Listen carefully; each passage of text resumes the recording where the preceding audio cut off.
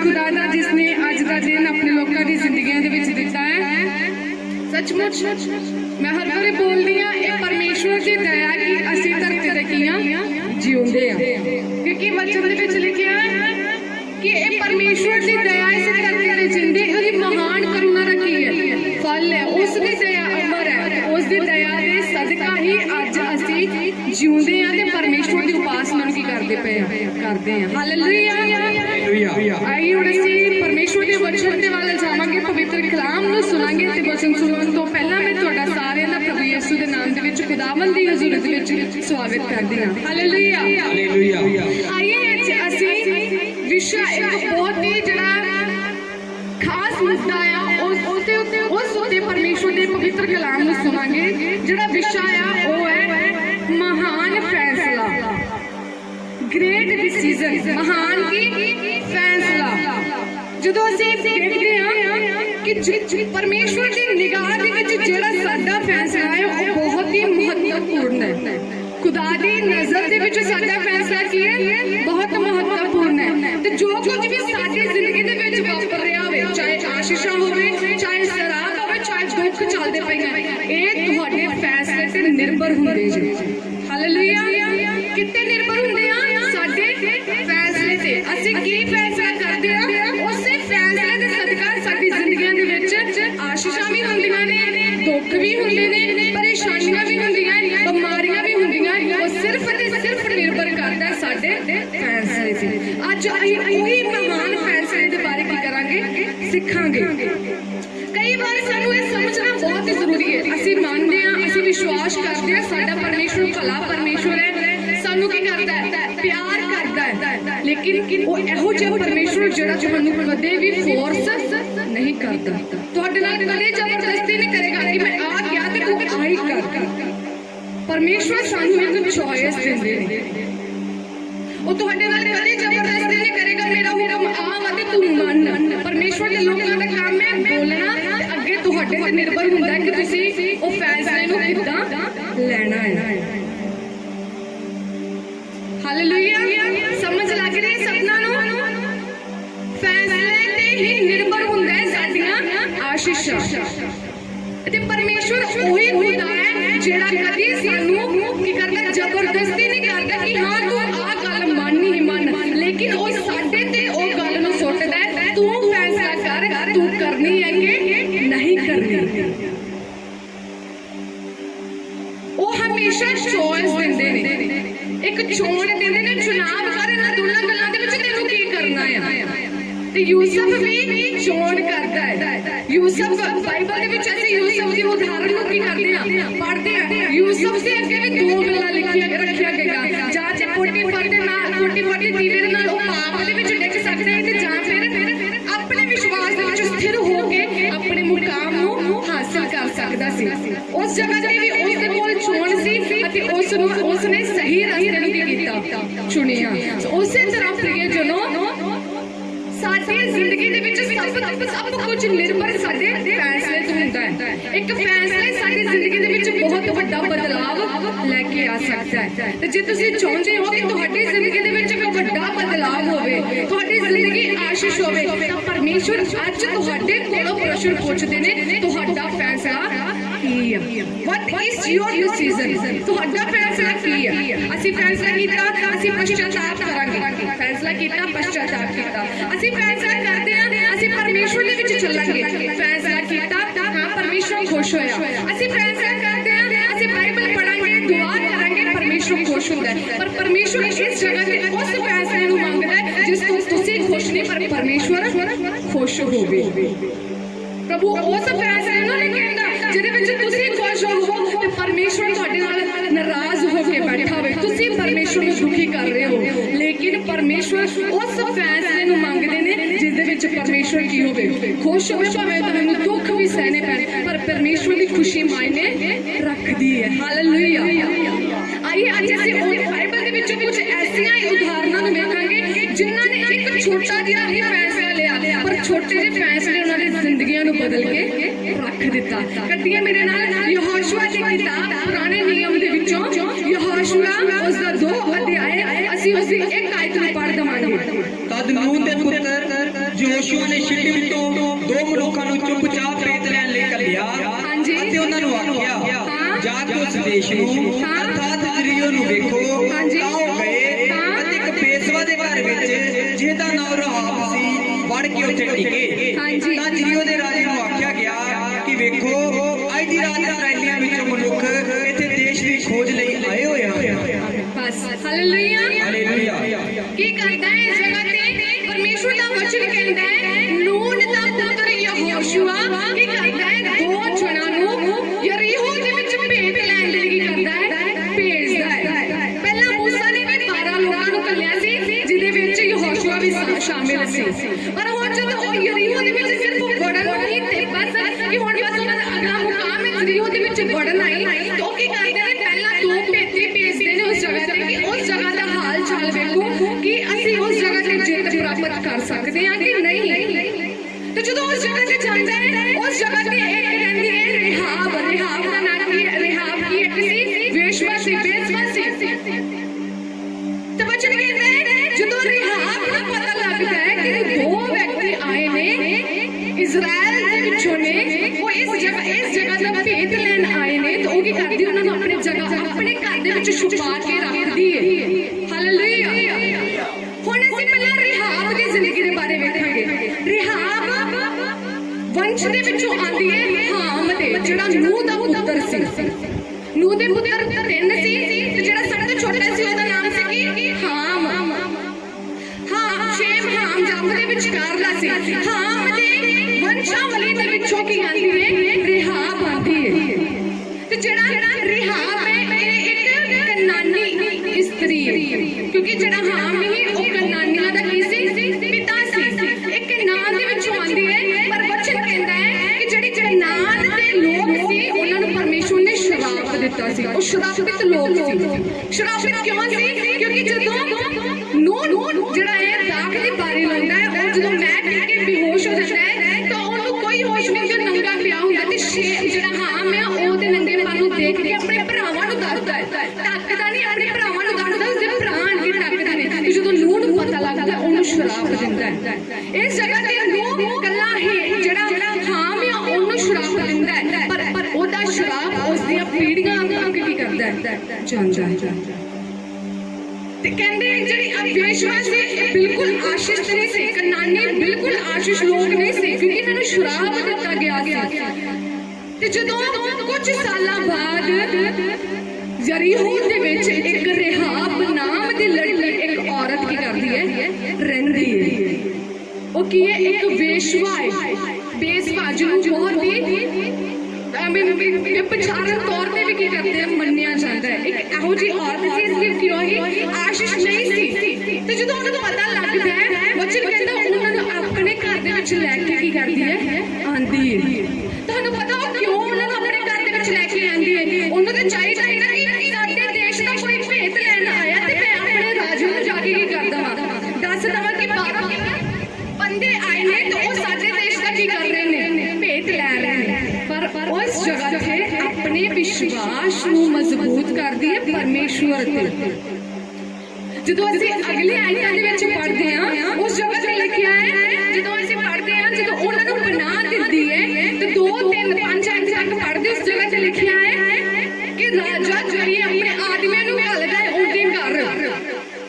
ਕਹਿੰਦੇ ਨੇ ਕਿ ਅਸੀਂ ਉਹਨਾਂ ਆਦਮੀਆਂ ਨੂੰ ਤੇਰੇ ਘਰ ਦੇ ਵਿੱਚ ਆਉਂਦੇ ਵੇਖਿਆ ਹੈ। ਤਾਂ ਉਹ ਕਹਿੰਦੇ ਹਾਂ ਮੇਰੇ ਕੋਲ ਆਏ ਸੀ ਪਰ ਉਹ ਚਲੇ ਗਏ ਮੈਨੂੰ ਨਹੀਂ ਪਤਾ ਕਿੱਥੇ ਗਏ ਨੇ। ਤੁਸੀਂ ਜਾ ਕੇ ਉਹਨਾਂ ਦਾ ਪਿੱਛਾ ਕਰੋ। ਉਹ ਹਜੇ ਤੱਕ ਦੁਆਰ ਤੱਕ ਜਿਹੜਾ ਦਰਵਾਜ਼ਾ ਸਾਡਾ ਬੰਦ ਹੋਣ ਵਾਲਾ ਹੈ ਉੱਥੋਂ ਤੱਕ ਕੀ ਹੋਣਗੇ ਪਹੁੰਚੇ ਹੋਣਗੇ। ਉਹ ਚਲੇ ਜਾਂਦੇ ਨੇ। ਜਦੋਂ ਉਹ ਚਲੇ ਜਾਂਦੇ ਨੇ ਤਾਂ ਕੀ ਕਰਦੀ ਹੈ ਪਰਮੇਸ਼ਵਰ ਦੇ 2 ਜਣਾਂ ਨੂੰ ਉਹ ਆਪਣੀ ਛੱਤ ਤੇ ਕੀ ਕਰ ਦਿੰਦੀ ਹੈ ਛੁਪਾ ਦਿੰਦੀ ਹੈ।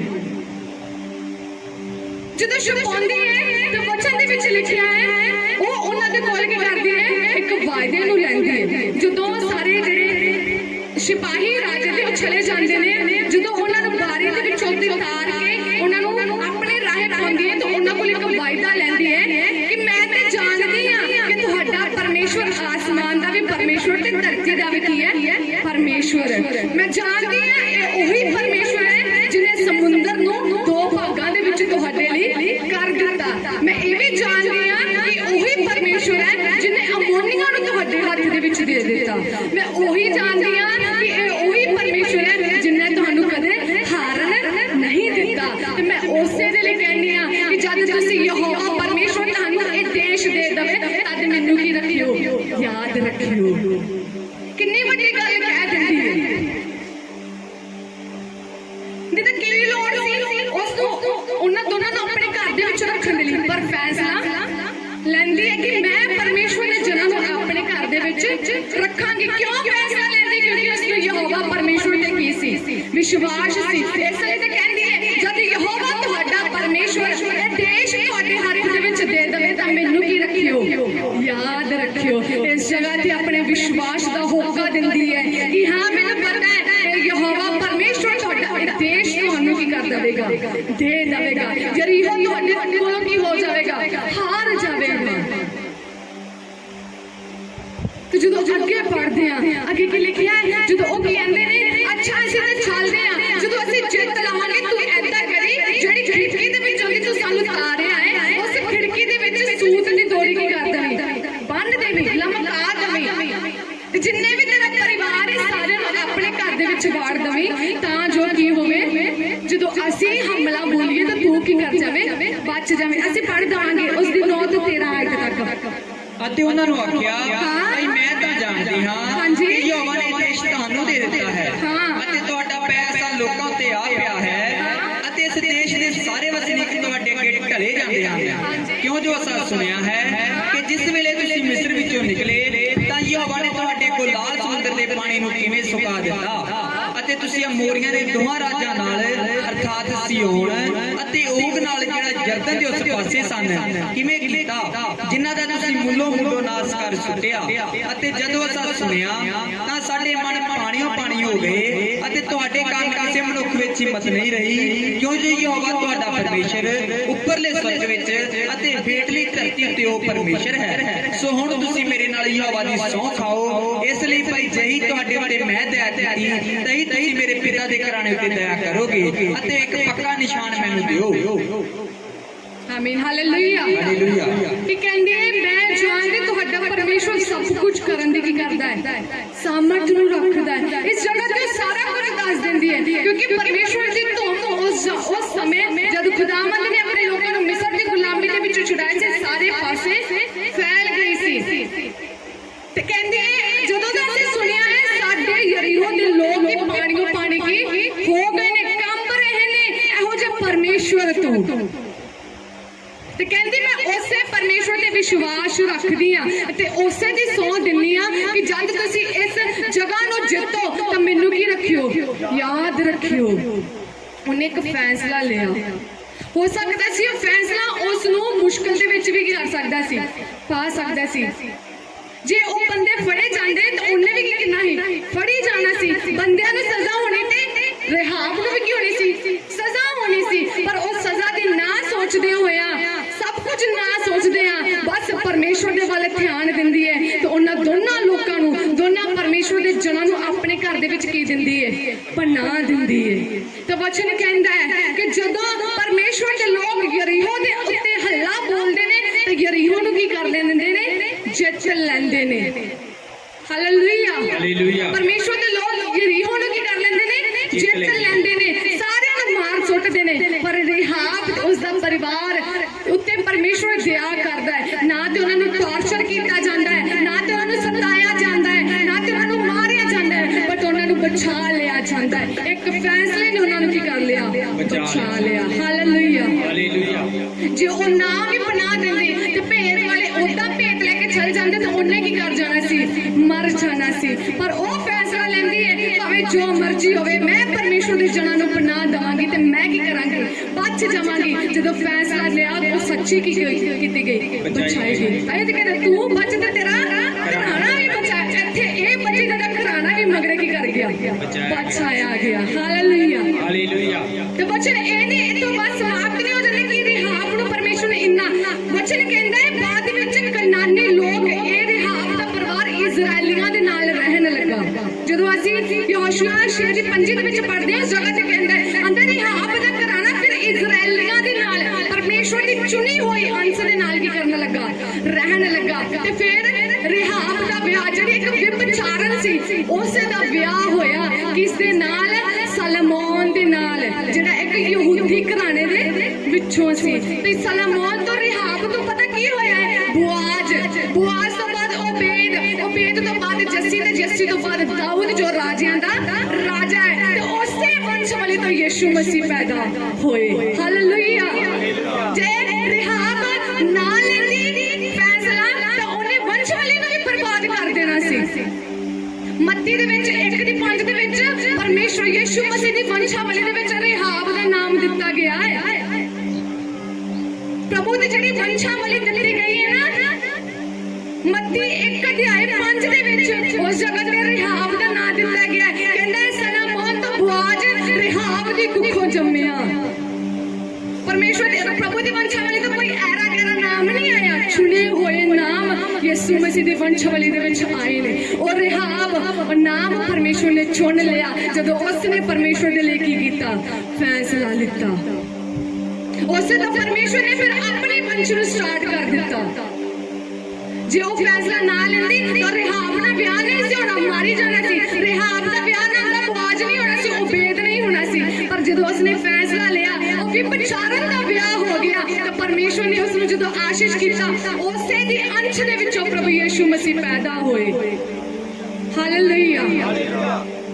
ਨਿੱਕੇ ਜਿਹੇ ਫੈਸਲੇ ਨੇ ਪੂਰੀ ਜ਼ਿੰਦਗੀ ਨੂੰ ਕੀ ਕਰ ਦਿੱਤਾ? ਬਹਾਲ ਕਰ ਦਿੱਤਾ। ਉਹਦੀ ਜ਼ਿੰਦਗੀ ਨੂੰ ਬਦਲ ਕੇ ਰੱਖ ਦਿੱਤਾ। ਸਿਰਫ ਛੋਟੇ ਜਿਹੇ ਫੈਸਲੇ ਨੇ। ਡਰੀ ਨਹੀਂ ਕਿ ਮੈਂ ਕਿਉਂ ਫੈਸਲਾ ਲਵਾਂ, ਪਰ ਡਟ ਕੇ ਫੈਸਲਾ ਕੀਤਾ, ਮੈਂ ਫੈਸਲਾ ਲਵਾਂਗੀ ਤੇ ਮੈਂ ਬਚਾਈ ਜਾਵਾਂਗੀ। ਬਚਾਈ ਉਹੀ ਨਹੀਂ ਗਈ, ਉਹਦਾ ਘਰਾਣਾ ਵੀ, ਉਹਦੀਆਂ ਆਉਣ ਵਾਲੀਆਂ ਪੀੜ੍ਹੀਆਂ ਨੂੰ ਵੀ ਪਰਮੇਸ਼ਵਰ ਨੇ ਕੀ ਕਰ ਦਿੱਤਾ? ਆਸ਼ੀਸ਼ ਕਰ ਦਿੱਤਾ ਤੇ ਬਚਾ ਲਿਆ। ਅੱਜ ਇਹ ਕਹਿੰਦੇ ਆ ਚਰਚ ਦੇ ਵਿੱਚ ਆਉਣਾ ਬਹੁਤ ਮਾਮੂਲੀ ਜਿਹੀ ਗੱਲ ਹੈ। ਪ੍ਰਿਯ ਜਨੋ, 2 ਘੰਟੇ ਤੁਹਾਡੇ ਲਈ ਮਹਾਨ ਫੈਸਲਾ ਆਇਆ। 5 ਮਿੰਟ ਘਰ ਦੇ ਵਿੱਚ ਬਾਈਬਲ ਪੜ੍ਹ ਲਓਗੇ, ਆਮ ਜੀ ਗੱਲ ਤੁਹਾਡੇ ਲਈ ਹੋਵੇਗੀ। ਪਰ ਉਸ ਪਰਮੇਸ਼ਵਰ ਦੇ ਲਈ ਇੱਕ ਵੱਡੇ ਫੈਸਲੇ ਨੂੰ ਤੁਸੀਂ ਕਰਦੇ ਪਏ ਹੋ। ਪਰਮੇਸ਼ਵਰ ਨੂੰ ਆਪਣੀ ਜ਼ਿੰਦਗੀ ਦੇ ਵਿੱਚ ਪਹਿਲ ਦੇਣਾ ਤੁਹਾਡੇ ਲਈ ਆਮ ਜੀ ਗੱਲ ਹੋਵੇਗੀ, ਪਰ ਖੁਦਾ ਦੇ ਲਈ ਉਹ ਵੱਡਾ ਫੈਸਲਾ ਹੈ। ਉਹੀ ਫੈਸਲਾ ਤੁਹਾਡੀ ਜ਼ਿੰਦਗੀਆਂ ਨੂੰ ਕੀ ਕਰ ਦੇਵੇਗਾ? ਬਦਲ ਦੇਵੇਗਾ। ਦੂਜੀ ਉਦਾਹਰਨ ਅਸੀਂ ਰੂਥ ਦੇ ਬਾਰੇ ਪੜ੍ਹਦੇ ਹਾਂ।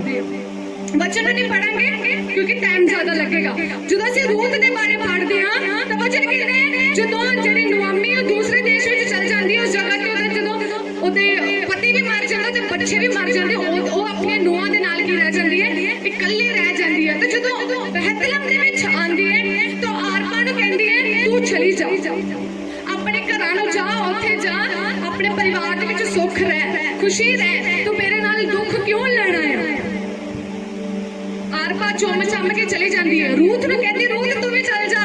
ਰੂਥ ਆਂਦੀ ਹੈ ਤੇਰਾ ਪਰਮੇਸ਼ਵਰ ਮੇਰਾ ਪਰਮੇਸ਼ਵਰ, ਤੇਰੇ ਲੋਕ ਮੇਰੇ ਲੋਕ, ਜਿੱਥੇ ਤੂੰ ਮਰੇਗੀ ਉੱਥੇ ਮੈਂ ਮਰਾਂਗੀ, ਜਿੱਥੇ ਤੂੰ ਦੱਬੀ ਜਾਏਗੀ ਉੱਥੇ ਮੈਂ ਦੱਬਾਂਗੀ। ਤੇ ਜਦੋਂ ਉਹ ਪਰਮੇਸ਼ਵਰ ਪਰਮੇਸ਼ਵਰ ਦੇ ਭੈ ਮੰਨਦੇ ਹੋਇਆ ਨੁਆਮੀ ਦੇ ਨਾਲ ਬੈਤਲਮ ਦੇ ਵਿੱਚ ਜਾਂਦੀ ਹੈ ਤਾਂ ਵਚਨ ਕਹਿੰਦਾ ਹੈ ਉਸ ਦਾ ਬੁਆਜ਼ ਦੇ ਨਾਲ ਕੀ ਹੋ ਜਾਂਦਾ ਹੈ? ਵਿਆਹ ਹੁੰਦਾ, ਜਿਹੜਾ ਇੱਕ ਵੱਡਾ ਇਨਸਾਨ ਹੈ ਜਿਹਦਾ ਉਹਦਾ ਬੜਾ ਉੱਚਾ ਹੈ। ਜੇ ਉਹ ਚਲੇ ਜਾਂਦੀ ਤਾਂ ਉਹ ਦੁੱਖ ਦੇ ਵਿੱਚ, ਕਿਉਂਕਿ ਜਿੱਥੋਂ ਰੂਥ ਆਈ ਸੀ ਉਹ ਲੋਕ ਮੂਰਤੀ ਪੂਜਾ ਕਰਦੇ ਸੀ। ਤੇ ਜੇ ਉਸੇ ਪਰਿਵਾਰ ਦੇ ਵਿੱਚ ਫੇਰ ਚਲੇ ਜਾਂਦੀ ਫਿਰ ਉਸਨੇ ਪਾਪ ਦੇ ਵਿੱਚ ਪੈ ਜਾਣਾ ਸੀ। ਪਰ ਉਸਨੇ ਫੈਸਲਾ ਲਿਆ ਕਿ ਮੈਂ ਆਪਣੇ ਪਰਮੇਸ਼ਵਰ ਦੇ ਭੈ ਨੂੰ ਮੰਨਾਂਗੀ ਤੇ ਮੈਂ ਆਪਣੀ ਸੱਸ ਨੂੰ ਇਕੱਲੀ ਨਹੀਂ ਛੱਡਾਂਗੀ, ਮੈਂ ਤੇ ਇਹਦੇ ਨਾਲ ਹੀ ਜਾਵਾਂਗੀ। ਤੇ ਫਿਰ ਰੂਥ ਦਾ ਉਹੀ ਅੰਸ਼ ਦੇ ਵਿੱਚੋਂ ਯਿਸੂ ਕੀ ਹੋਇਆ ਹੈ? ਪੈਦਾ ਹੋਇਆ ਹੈ। ਇਹ ਸੀ ਰਿਹਾਬ ਦਾ ਤੇ ਰੂਥ ਦਾ ਕੀ ਫੈਸਲਾ। ਰੂਥ ਵੀ ਚਾਹੁੰਦੀ ਕਿ ਮੈਨੂੰ ਅੰਮੀ ਦੇ ਨਾਲ ਜਾ ਕੇ ਕੀ ਕਰਨਾ, ਇਹ ਤੇ ਇਕੱਲੀ ਰਹਿ ਗਈ, ਮੈਨੂੰ ਕੀ ਖਾਣ ਨੂੰ ਦੇਵੇਗੀ, ਮੈਨੂੰ ਕੀ ਪਹਿਨਣ ਨੂੰ ਦੇਵੇਗੀ, ਮੇਰੀਆਂ ਕੀ ਲੋੜਾਂ ਨੂੰ ਪੂਰੀਆਂ ਕਰੇਗੀ, ਮੈਂ ਇਹਦੇ ਨਾਲ ਜਾ ਕੇ ਕੀ ਕਰਨਾ? ਪਰ ਉਹ ਕਹਿੰਦੀ ਮੈਂ ਨੁਆਮੀ ਦੇ ਨਾਲ ਕੀ ਕਰਾਂਗੀ? ਜਾਵਾਂਗੀ। ਮੈਂ ਪਰਮੇਸ਼ਵਰ ਦਾ ਭੈ ਮੰਨਾਂਗੀ, ਮੈਂ ਆਪਣੀ ਸੱਸ ਦੇ ਨਾਲ ਜਾਵਾਂਗੀ ਤੇ ਆਪਣੀ ਸੱਸ ਦੇ ਨਾਲ ਹੀ ਰਹਾਂਗੀ। ਉਸੇ ਫੈਸਲੇ ਨੇ ਰੂਥ ਦੀ ਜ਼ਿੰਦਗੀ ਨੂੰ ਵੀ ਕੀ ਕਰ ਦਿੱਤਾ? ਬਹਾਲ ਕਰ ਦਿੱਤਾ। प्रियजनों, आज साडे ते निर्भर है असीं फैसला की करना है। परमेश्वर सानू दो चॉइस देंदा होगा, जां ते आर ते जां पार। ये तुहाडी मर्जी है, आर रहना कि पार जाना है। तीसरी उदाहरण ਅਸੀਂ ਵੇਖਾਂਗੇ ਮੱਤੀ ਉਹਦਾ 9 ਅਧਿਆਇ ਉਸ ਦੀ 20 ਤੋਂ 22 ਆਇਤ ਤੱਕ ਪੜ੍ਹ ਦਵਾਂਗੇ। ਮੱਤੀ ਉਹਦਾ 9 ਅਧਿਆਇ 20 ਤੋਂ 22 ਆਇਤ ਤੱਕ ਅਸੀਂ ਪੜ੍ਹ ਦਵਾਂਗੇ। ਹਰ ਵੇਖੋ ਇੱਕ ਜਨਾਨੀ ਜਿਹਦੇ 12 ਵਰਿਆਂ ਤੋਂ ਲਹੂ ਆਉਂਦਾ ਸੀ, ਪਿੱਛੋਂ ਦੀ ਆਣ ਕੇ ਉਹਦੇ ਕੱਪੜੇ ਦਾ ਪੰਗਾ ਛੂਇਆ, ਕਿਉਂ ਜੋ ਉਹਨੇ ਆਪਣੇ ਮਨ ਵਿੱਚ ਆਪਣਾ ਜਾਣ ਕੇ ਆਪਣੇ ਮਨ ਵਿੱਚ ਆਖਦੀ ਸੀ ਭਾਈ ਜੇ ਮੈਂ ਨਿਰਾ ਉਹਦੇ ਕੱਪੜੇ ਨੂੰ ਛੂ ਲਵਾਂ ਤਾਂ ਚੰਗੀ ਹੋ ਜਾਵਾਂਗੀ। ਤਦ ਯਿਸੂ ਨੇ ਪਿਛਾਂਹ ਮੁੜ ਕੇ ਅਤੇ ਉਹਨੂੰ ਵੇਖ ਕੇ ਆਖਿਆ, ਬੇਟੀ ਹੌਸਲਾ ਰੱਖ, ਤੇਰੀ ਨੇਚਰ ਨੇ ਤੈਨੂੰ ਚੰਗਿਆ ਕੀਤਾ ਹੈ। ਉਹ ਜਨਾਨੀ ਉਸੇ ਘੜੀ ਨੂੰ ਚੰਗੀ ਹੋ ਗਈ। ਆਮੀਨ, ਹਾਲੇਲੂਇਆ, ਹਾਲੇਲੂਇਆ।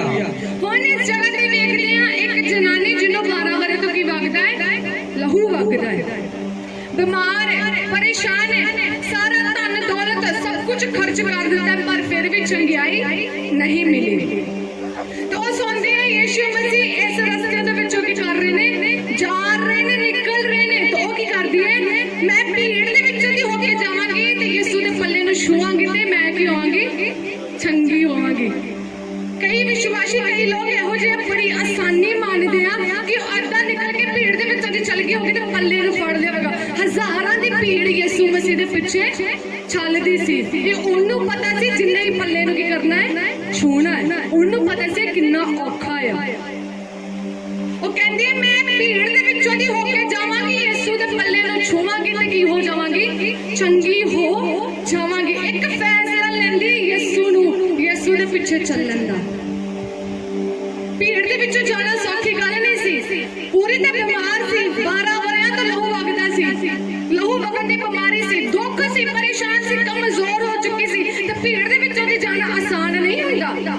ਜਨੇ ਖਣੇ ਦਾ ਜਿਹੜਾ ਹੱਟਾ ਘਟਾ ਆਵੇ ਉਹ ਵੀ ਭੀੜ ਦੇ ਵਿੱਚੋਂ ਜਾਵੇ ਤੇ ਧੱਕੇ ਮੁੱਕੀਆਂ ਬੜੀਆਂ ਵੱਜਦੀਆਂ ਨੇ। ਉਹ ਤੇ ਬਿਮਾਰ ਹੈ, ਉਹਦੇ ਤੇ ਵੀ ਹੋ ਸਕਦਾ ਜਿਗਰੇ ਧੱਕਾ ਵੱਜ ਗਿਆ ਤੇ ਮੈਂ ਕਿਹਦੇ ਥੱਲੇ ਆ ਗਈ ਤੇ ਮੈਂ ਤੇ ਉਂਝ ਵੜ ਜਾਵਾਂਗੀ ਜਾਂ ਮੇਰੀ ਹੱਡੀ ਪਸਲੀ ਟੁੱਟ ਜਾਵੇਗੀ। ਪਰ ਨਹੀਂ, ਉਹ ਫੈਸਲਾ ਲੈਂਦੀ ਹੈ ਭਾਵੇਂ ਜੋ ਮਰਜ਼ੀ ਹੋਵੇ, ਮੈਨੂੰ ਭੀੜ ਦੇ ਵਿੱਚੋਂ ਜਾਣਾ ਤੇ ਮੈਨੂੰ ਪੱਲੇ ਨੂੰ ਕੀ ਕਰਨਾ ਹੈ, ਛੂਹਣਾ ਹੈ। ਉਹ ਭੀੜ ਦੇ ਵਿੱਚੋਂ ਦੀ ਜਾਂਦੀ ਹੈ। ਹੋ ਸਕਦਾ ਕਿਉਂਕਿ ਜਦੋਂ ਅਸੀਂ ਇਤਿਹਾਸ ਦੇ ਵਿੱਚ ਵੇਖਦੇ ਹਾਂ ਜਿਹਨੇ ਕੋਈ ਦੁੱਖ ਪਰੇਸ਼ਾਨੀ ਬਿਮਾਰੀ ਹੋਵੇ ਲੋਕ ਉਸ ਦੇ ਲਾਗੇ ਤੱਕ ਨਹੀਂ ਲੱਗਦੇ ਸੀ, ਨਫ਼ਰਤ ਕਰਦੇ ਸੀ ਉਸ ਤੋਂ। ਇਹਨੂੰ ਤੇ ਫੇਰ ਲਹੂ ਵਗਣ ਦੀ ਬਿਮਾਰੀ ਸੀ। ਕਿੰਨਿਆਂ ਨੇ ਉਸ ਧੱਕਾ ਮੁੱਕੀ ਦਿੱਤੀ ਹੋਗੀ ਜਾਣ ਬੁੱਝ ਕੇ, ਤੂੰ ਕੀ ਕਰ ਰਿਹਾ, ਪਿੱਛੇ ਰਹਿ, ਤੂੰ ਤੇ ਅਸ਼ੁੱਧ ਆ। ਪਰ ਉਸ ਨੇ ਧੱਕੇ ਮੁੱਕੀ ਨੂੰ ਸਹਿੰਦੇ ਹੋਇਆ ਪਰਮੇਸ਼ਵਰ ਦੇ ਯਿਸੂ ਮਸੀਹ ਦੇ ਪੱਲੇ ਨੂੰ ਕੀ ਕਰ ਲਿਆ, ਛੂਹ ਲਿਆ ਤੇ ਚੰਗੀ ਹੋ ਗਈ। ਇੱਕ ਫੈਸਲੇ ਨੇ ਉਸ ਨੂੰ ਕੀ ਕਰ ਦਿੱਤਾ, ਚੰਗਿਆ ਕਰ ਦਿੱਤਾ। ਅੱਜ ਪ੍ਰਿਯਜਨੋ ਫੈਸਲਾ ਤੁਹਾਡੇ ਤੇ ਹੈ। ਪਰਮੇਸ਼ਵਰ ਅੱਜ ਤੁਹਾਡੇ ਕੋਲ ਇੱਕ ਹੀ ਪ੍ਰਸ਼ਨ ਪੁੱਛਦੇ ਨੇ, ਤੁਹਾਡਾ ਫੈਸਲਾ ਕੀ ਹੈ? What is your decision? ਤੁਹਾਡਾ ਫੈਸਲਾ ਕੀ ਆ? ਤੁਸੀਂ ਕਿਸ ਦੀ ਚੋਣ ਕਰਨਾ ਚਾਹੁੰਦੇ ਹੋ? ਅੱਜ ਕੱਲ ਬਹੁਤ ਹੀ ਦੁੱਖ ਦੀ ਗੱਲ ਹੈ ਜੋ ਮਸੀਹਾਂ ਦੇ ਵਿੱਚ ਹੋ ਰਿਹਾ ਹੈ। ਸਾਡਾ ਫੈਸਲਾ ਸਾਡੀ ਸੇਵਾ ਦੇ ਵਿੱਚ ਹੋਣਾ ਚਾਹੀਦਾ, ਚਾਹੇ ਚਰਚ ਦੀ ਸੇਵਾ ਹੋਵੇ ਚਾਹੇ ਘਰ ਦੇ ਵਿੱਚ ਹੋਵੇ। ਫੈਸਲਾ ਸਾਡਾ ਹੋਣਾ ਚਾਹੀਦਾ ਮੈਨੂੰ ਚਰਚ ਦੇ ਵਿੱਚ ਕੀ ਕਰਨੀ ਹੈ, ਸੇਵਾ ਕਰਨੀ ਹੈ। ਭਾਵੇਂ ਜੋ ਮਰਜ਼ੀ ਹੋਵੇ, ਮੈਨੂੰ ਐਤਵਾਰ ਚਰਚ ਦੇ ਵਿੱਚ ਜਾਣਾ ਹੈ, ਪਰਮੇਸ਼ਵਰ ਦੀ ਆਰਾਧਨਾ ਦਾ ਦਿਨ ਹੈ ਤੇ ਮੈਂ ਚਰਚ ਦੇ ਵਿੱਚ ਕੀ ਕਰਨਾ ਹੈ, ਜਾਣਾ ਹੈ। ਜੇ ਕਿਸੇ ਦੇ ਘਰ ਦੇ ਬੰਦਗੀ ਮੈਨੂੰ ਜਾਣਾ ਹੈ, ਵਿਸ਼ਵਾਸੀ ਹੈ, ਮੈਨੂੰ ਸੱਦਿਆ, ਮੈਨੂੰ ਜ਼ਰੂਰੀ ਹੈ ਬੰਦਗੀ ਦੇ ਵਿੱਚ ਜਾਣਾ।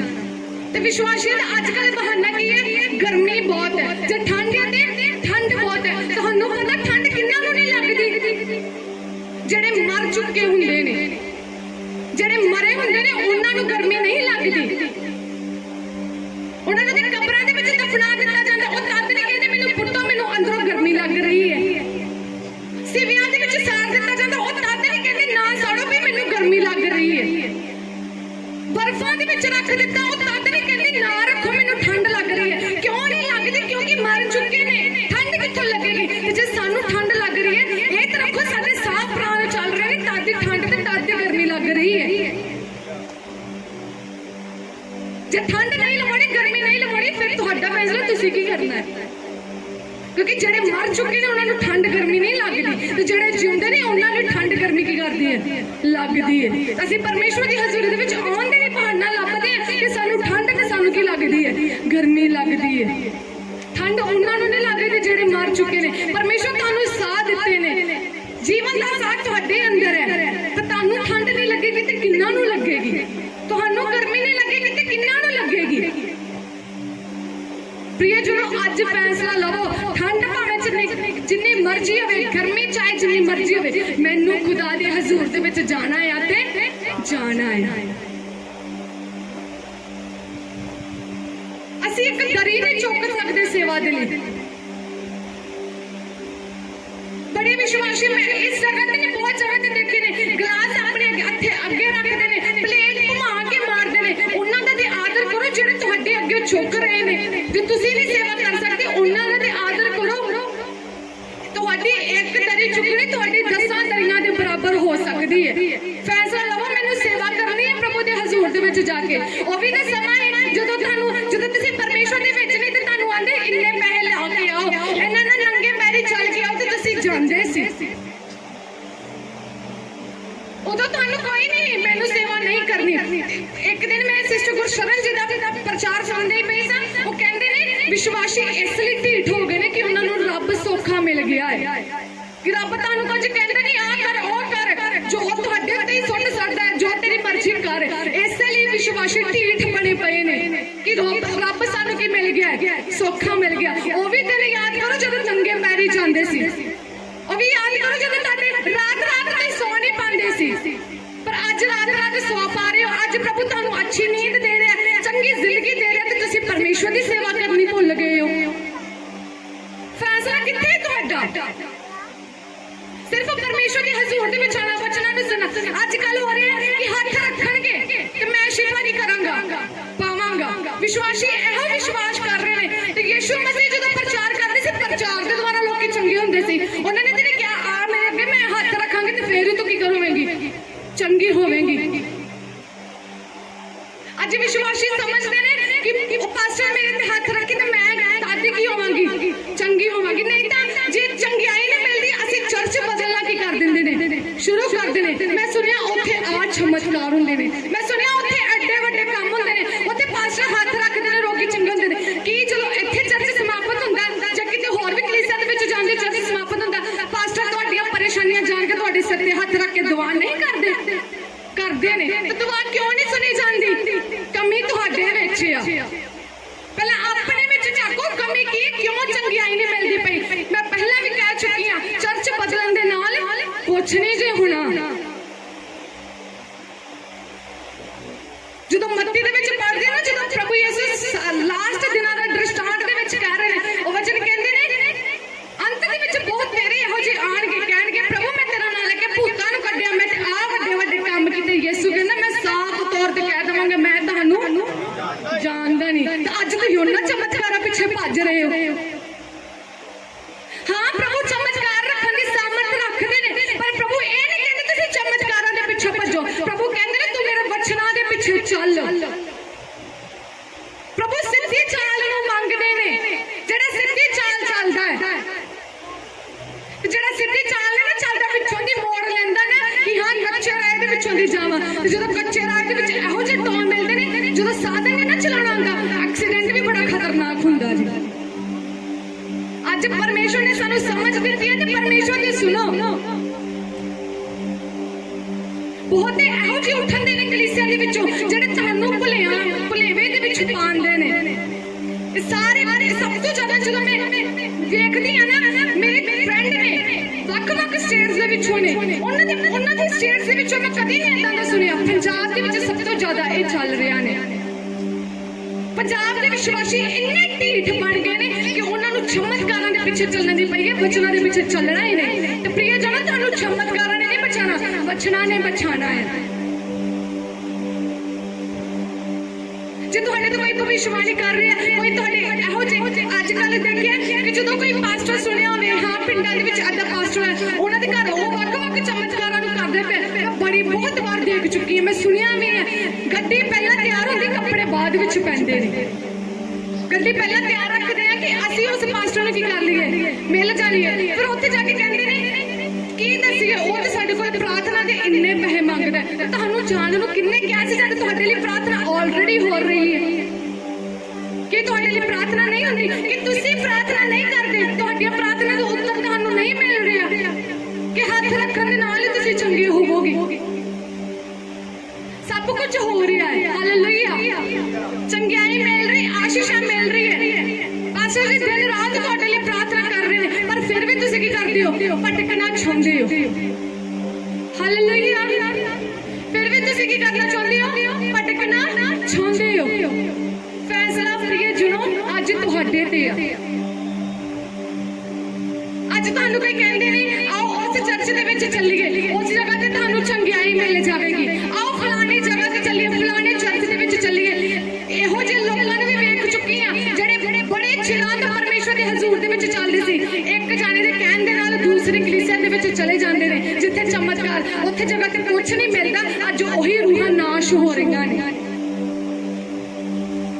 ਕਿਉਂਕਿ ਜਿਹੜੇ ਸਾਨੂੰ ਭਟਕਾਣਾ ਸ਼ੁਰੂ ਕਰ ਦਿੰਦੇ ਨੇ ਬਚਾਇਆ ਹੋਇਆ ਨੂੰ ਬਚਾ ਕੇ ਤੁਸੀਂ ਕੀ ਖੱਟੋਗੇ ਤੇ ਤਦ ਜਿਹੜੇ ਨਾਸ਼ ਹੋ ਰਹੇ ਨੇ ਉਹਨਾਂ ਨੂੰ ਤੁਸੀਂ ਬਚਾਓਗੇ ਜਿਹੜੇ ਚਰਚ ਦੇ ਵਿੱਚ ਜਾ ਰਹੇ ਨੇ ਇਹੋ ਜਿਹੇ ਵਿਸ਼ਵਾਸੀ ਉੱਠੇ ਨੇ ਕਿ ਕਲੀਸਿਆਵਾਂ ਨੂੰ ਖਰਾਬ ਕਰ ਰਹੇ ਨੇ ਤੁਸੀਂ ਆ ਚਰਚ ਦੇ ਵਿੱਚ ਆਓ ਤੁਸੀਂ ਇੱਥੇ ਆਓ ਤੁਹਾਨੂੰ ਆ ਮਿਲ ਜਾਏਗਾ ਤੇ ਜਦੋਂ ਉੱਥੇ ਜਾਂਦੇ ਨੇ ਉੱਥੇ ਪਹਿਲਾਂ ਹੀ ਵਿਸ਼ਵਾਸ ਦੇ ਵਿੱਚ ਉਹਨਾਂ ਦੇ ਸ਼ੱਕ ਆ ਗਿਆ ਹੈ ਤੇ ਉਹ ਜਦੋਂ ਸ਼ੱਕ ਆ ਗਿਆ ਉਸ ਜਗ੍ਹਾ ਤੇ ਉਹਨਾਂ ਨੂੰ ਜਾ ਕੇ ਕੀ ਮਿਲੇਗਾ ਕੁਝ ਨਹੀਂ ਵੀ ਨਹੀਂ ਮਿਲੇਗਾ ਸ਼ੱਕ ਆ ਗਿਆ ਤੇ ਜਦੋਂ ਉਸ ਜਗ੍ਹਾ ਤੇ ਵੀ ਕੁਝ ਨਹੀਂ ਮਿਲਦਾ ਉਹੀ ਪੁਰਾਣੀਆਂ ਤੋਂ ਪੁਰਾਣੀਆਂ ਰੂਹਾਂ ਫਿਰ ਬਰਬਾਦ ਫਿਰ ਨਾਸ਼ ਹੋ ਰਹੀਆਂ ਹੁੰਦੀਆਂ ਨੇ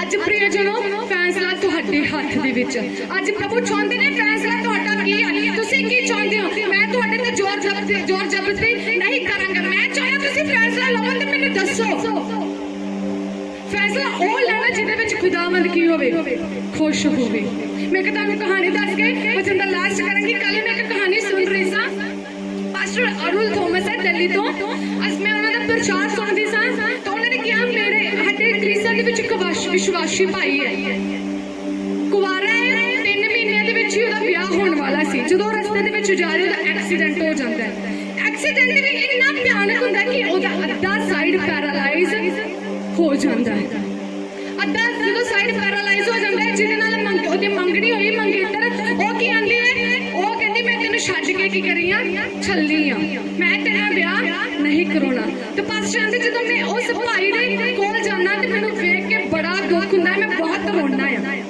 ਤੇ ਜਿਹਦਾ ਐਕਸੀਡੈਂਟ ਹੋਇਆ ਉਹ ਪਲਕ ਨਹੀਂ ਆਉਂਦਾ ਕਹਿੰਦਾ ਤੁਸੀਂ ਕਿਉਂ ਰੋਂਦੇ ਹੋ ਸ਼ੈਤਾਨ ਨੇ ਮੇਰਾ ਅੱਧਾ ਹਿੱਸਾ ਬਰਬਾਦ ਕੀਤਾ ਪਰ ਅੱਧੇ ਹਿੱਸੇ ਨੂੰ ਖੁਦਾਵੰਦ ਨੇ ਸੁਰੱਖਿਅਤ ਰੱਖਿਆ परमेश्वर की दया कि मेरी जान नहीं चलेगी खुदावंद की दया कि मेरा अद्धा हिस्सा बर्बाद होया ते अद्धा नहीं फैसला सी दुख आया ते मैं उसे दे पीछे की करांगा छलांगा मैं शक नहीं करांगा ते उन्होंने गवाही दसी आंदे 3 महीनों दे विच उसने चलना शुरू कर दिता फिर परमेश्वर ने इन्ना वधाया इन्ना वड्डा बिजनेस उसका हो गया अते बाद विच आंदे प्रभु ने उन्होंने देशां विदेशां दे विच इस्तेमाल कीता ते जेड़ी उन्होंने मंगनी तो ठुकरा के चले गई सी आते बाद विच परमेश्वर ने एक एडी वधिया लाइफ पार्टनर दित्ती जीवन साथी दिता कि हर परिस्थिति दे विच उसदा साथ दिंदी है ते फिर परमेश्वर ने उन्हें बच्चों दे नाल भी की कर दिता आशीष कर दिता हालेलुया जी वो कहता हाँ तू पास्टर जी मेरे कोल क्यों आया मेरा तो सब कुछ परमेश्वर ने बर्बाद किया ते की पता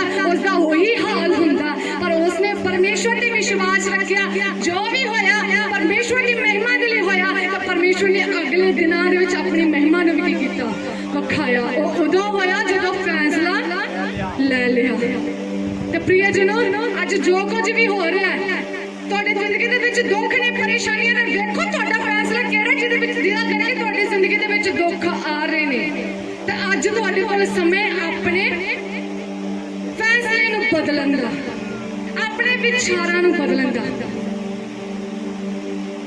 ਤੇ ਜੇ ਵਿਚਾਰਾਂ ਨੂੰ ਬਦਲ ਦੋਗੇ ਪ੍ਰਭੂ ਤੁਹਾਨੂੰ ਆਸ਼ੀਸ਼ ਕਰ ਦੇਵੇਗਾ ਤੇ ਜੇ ਉੱਥੇ ਹੀ ਆਰੇ ਰਹੋਗੇ ਫਿਰ ਤੁਸੀਂ ਜਾਣੋ ਤੇ ਤੁਹਾਡੀਆਂ ਮੁਸ਼ਕਲਾਂ ਜਾਣਨ ਫਿਰ ਪ੍ਰਭੂ ਕਹਿ ਦੇਵੇਗਾ ਮੈਨੂੰ ਨਹੀਂ ਪਤਾ तू कौन है पर जो विश्वास रखोगे प्रभु ने पता है ए मेरी बेटी ए मेरा की है बेटा है मैनू इन्हां नूं संभालना है मैनू इन्हां नूं आशीष करना है मैनू जरूरत इन्हां नूं बरकतां देण दी मैं इन्हां नूं बहाल करांगा क्योंकि इन्हां ने मैनू खुश करन दे लई फैसले नूं लिया जिहड़े फैसले विच दुख ते परेशानियां भी सी पर दुख नूं सहंदे होया इन्हां ने मेरे फैसले नूं की कीता पूरा कीता ਅੱਜ ਪ੍ਰਿਯਜਨੋ ਮੈਂ ਵੀ ਤੁਹਾਨੂੰ ਇੱਕ ਹੀ ਪ੍ਰਸ਼ਨ ਪੁੱਛਾਂਗੇ ਆਰ ਤੇ ਜਾਂ ਪਾਰ ਇਹ ਤੁਹਾਡੀ ਮਰਜ਼ੀ ਹੈ ਫੋਰਸ ਨਹੀਂ ਕਰਾਂਗੇ ਕਿਉਂਕਿ ਵਚਨ ਕਹਿੰਦਾ ਪ੍ਰਭੂ ਯਿਸੂ ਮਸੀਹ ਵੀ ਕਿਸੇ ਦੀ ਜ਼ਬਰਦਸਤੀ ਨਹੀਂ ਕਰਦਾ ਅਸੀਂ ਵੀ ਤੁਹਾਨੂੰ ਜ਼ਬਰਦਸਤੀ ਨਹੀਂ ਕਰਾਂਗੇ ਇਹ ਫੈਸਲਾ ਤੁਹਾਡਾ ਹੈ ਤੁਹਾਨੂੰ ਪਰਮੇਸ਼ਵਰ ਦੇ ਵਿੱਚ ਕਿੱਦਾਂ ਚੱਲਣਾ ਹੈ ਸਿੱਧੀ ਚਾਲ ਚੱਲਣਾ ਹੈ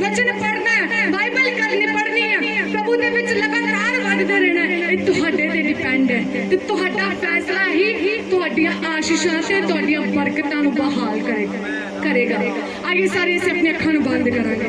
ਆइए ਖੁਦਾਵੰਦ ਅੱਗੇ ਪ੍ਰਾਰਥਨਾ ਕਰਾਂਗੇ। ਆइए ਅੱਜ ਪ੍ਰਭੂ ਨੂੰ ਕਹਾਂਗੇ ਕਿਉਂਕਿ ਵਚਨ ਦੇ ਵਿੱਚ ਲਿਖਿਆ ਯਾਕੂਬ ਦੇ ਵਿੱਚ ਕਹਿੰਦਾ ਹੈ ਜੇ ਤੈਨੂੰ ਬੁੱਧੀ ਦਾ ਘਾਟਾ ਹੈ ਤਾਂ ਮੇਰੇ ਕੋਲ ਮੰਗ, ਮੈਂ ਤੈਨੂੰ ਬਿਨਾਂ ਉਲਾਹਨਾ ਦਿੱਤੇ ਖੁੱਲੇ ਦਿਲ ਨਾਲ ਦੇਵਾਂਗਾ। ਪ੍ਰਭੂ ਨੂੰ ਕਹਾਂਗੇ ਪ੍ਰਭੂ ਮੈਨੂੰ ਬੁੱਧੀ ਦੇ ਤਾਂ ਜੋ ਮੈਂ ਸਹੀ ਫੈਸਲੇ ਨੂੰ ਲੈ ਰੱਖਾਂ, ਉਸ ਫੈਸਲੇ ਨੂੰ ਜਿੱਤੋਂ ਖੁਦਾਵੰਦ ਤੁਸੀਂ ਖੁਸ਼ ਹੋਵੋ।